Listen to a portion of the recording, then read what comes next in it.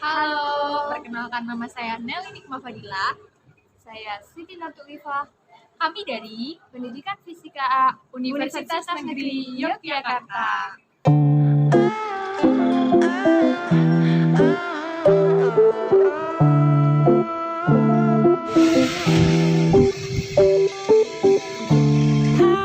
Halo guys, di sini kami akan mengajak kalian untuk menyaksikan video praktikum kami mengenai pengaruh zat terlarut terhadap titik didih.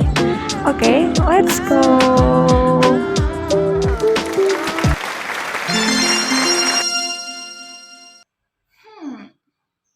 Teman-teman, aku bingung nih. Mana ya larutan yang lebih cepat mendidih? Larutan gula atau larutan garam?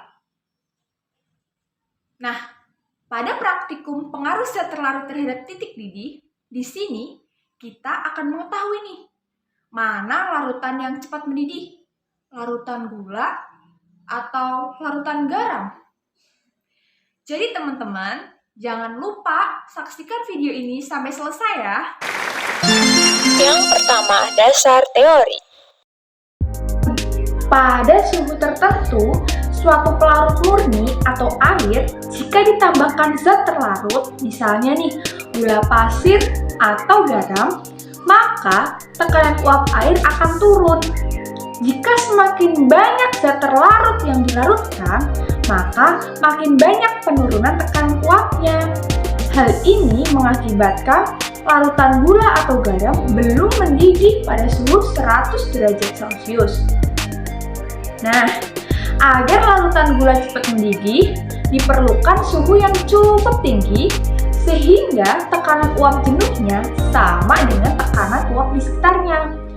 Adanya penambahan zat terlarut ini dapat menghalangi penguapan partikel pelarut, sehingga penguapan partikel-partikel pelarut membutuhkan energi yang besar. Kemudian, selisih antara titik didih larutan dengan titik didih pelarut murni disebut kenaikan titik didih atau delta TB. Delta TB sama dengan TB larutan dikurangi TB pelarut. Perhatikan grafik tekanan uap larutan tersebut. Berdasarkan grafik tersebut, dapat diketahui bahwa pada setiap saat tekanan uap larutan selalu lebih kecil dari tekanan uap pelarut murni. Sehingga grafik tekanan uap larutan selalu ada di bawah pelarut dan titik didih larutan akan lebih tinggi dari pelarut murninya. Lalu, perhatikan grafik kenaikan titik didih. Kenaikan titik didih yang disebabkan oleh satu mol zat yang dilarutkan dalam 1000 gram zat pelarut mempunyai harga yang tetap disebut tetapan kenaikan titik didih atau Kp. Menurut hukum Raoult, kenaikan titik didih atau delta TB (boiling point elevation) sebanding dengan hasil kali kemolaran larutan dengan kenaikan titik didih mol atau Kp. Kenaikan titik didih dapat dirumuskan sebagai delta TB sama dengan M kali Kp. Yang kedua, alat dan bahan. Alat dan bahan yang kita butuhkan yaitu spiritus, kasa, kaki 3, dan korek api untuk sebagai alat pembakar. Kemudian yang kedua yaitu gelas beker dengan diisi 100 ml air. Dan selanjutnya yaitu penyangga serta 2 buah termometer. Selanjutnya, siapkan garam dan gula serta alat pengaduk. Yang ketiga, langkah percobaan. Sebelum melakukan percobaan, kita timbang dulu nih massa gula dan massa garamnya kurang lebih 10 gram dengan menggunakan alat ukur neraca. Oke, langkah pertama yaitu nyalakan korek api ke sumbu pembakar spiritus. Selanjutnya pindah spiritus di bawah kaki 3. Pelan-pelan ya teman-teman, jangan sampai terkena tangan.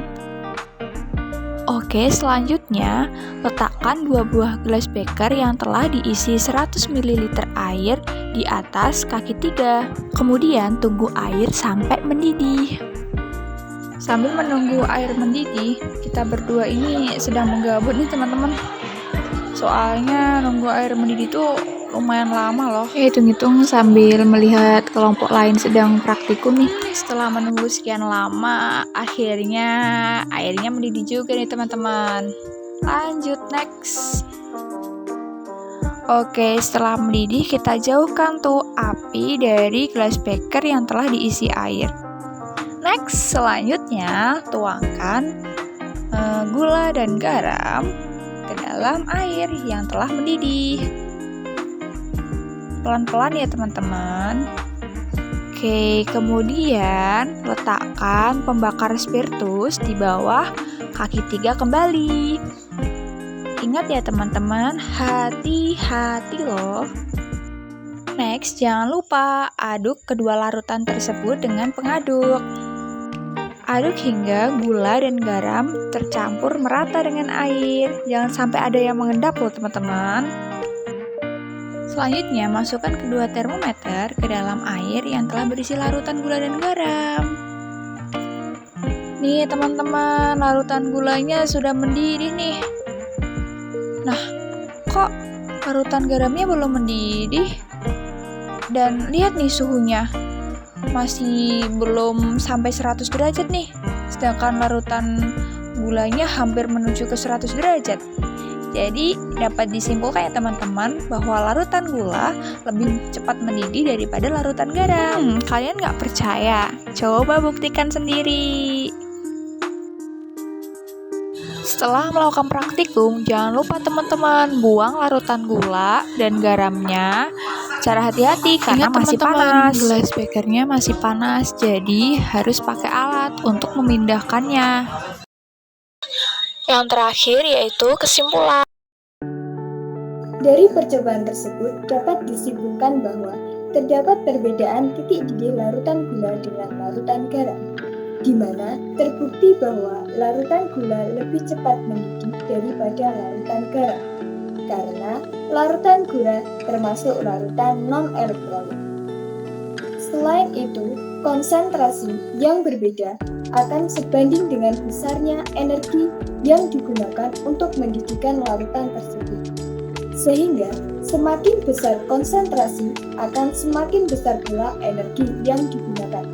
Dengan demikian, semakin tinggi suhu akhir larutan, maka diperoleh kenaikan titik didih yang semakin besar pula. Cukup sekian video dari kita. Jangan lupa ya. Oke teman-teman, jangan lupa ya like dan subscribe.